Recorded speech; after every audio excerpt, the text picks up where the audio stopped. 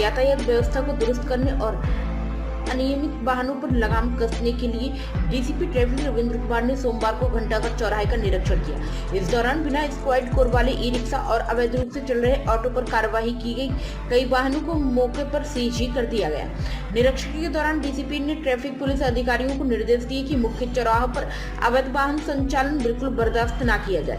साथ ही आम जनता को यातायात नियमों के पालन के लिए भी जागरूक किया जाए। डीसीपी रविंद्र कुमार ने कहा कि ट्रैफिक पुलिस द्वारा कई बार समय दिया गया रूट QR कोड लेने और रजिस्ट्रेशन कराने के लिए, लेकिन इसके बावजूद बहुत से ई रिक्शा और ऑटो चालक ने अभी तक रजिस्ट्रेशन नहीं कराया। ऐसे वाहनों पर अब किसी भी तरह की ढिलाई नहीं बरती जाएगी। यातायात विभाग की इस कार्रवाई से अनियमित वाहनों के चालकों में हड़कंप मच गया और लोग अपने वाहन को लेकर रास्ता बदलते दिखाई दिए। अधिकारियों का कहना है कि शहर की सड़कों पर जाम की बड़ी वजह अवैध ई रिक्शा और ऑटो है, जिन पर लगातार कार्रवाई की जा रही है। प्राइम संदेश न्यूज से संवाददाता सावेज आलम की रिपोर्ट थी। उसमें हम लोगों ने कई बार हमने इनको समय दिया कि सभी लोग जो है उसका रजिस्ट्रेशन करा लें और रजिस्ट्रेशन कराने के उपरांत QR कोड जो हमारे 10 स्थान कानपुर नगर में अलग अलग जगहों पे किए गए थे वहाँ से प्राप्त कर लें। उसमें 11,000 कुछ लोगों के द्वारा रजिस्ट्रेशन कराए गए और लगभग 6,500 लोगों के द्वारा QR कोड प्राप्त किया गया,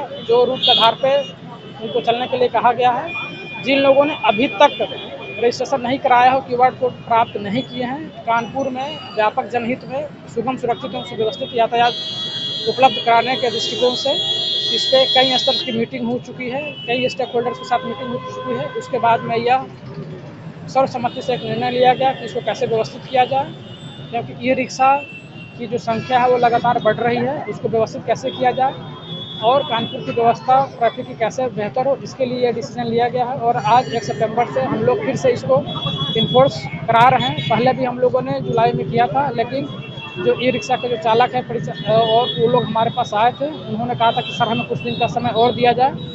उनके इस अनुरोध पे सहानुभूतिपूर्वक विचार करते हुए हम लोगों ने लगभग 1.5 महीने का समय उनको दिया था और कुछ लोग जिनके पास वैध प्रपत्र थे उन्होंने रजिस्ट्रेशन कराया। अब जो रजिस्ट्रेशन नहीं कराए हैं और जिनके पास मोटर व्हीकल एक्ट के तहत जो जरूरी कागजात नहीं है, जैसे DL नहीं है, जिनके पास फिटनेस नहीं है, जिनके पास इंश्योरेंस नहीं है, जिनके पास RC नहीं है, उनके खिलाफ हम वैधानिक कार्रवाई सुनिश्चित करते हैं।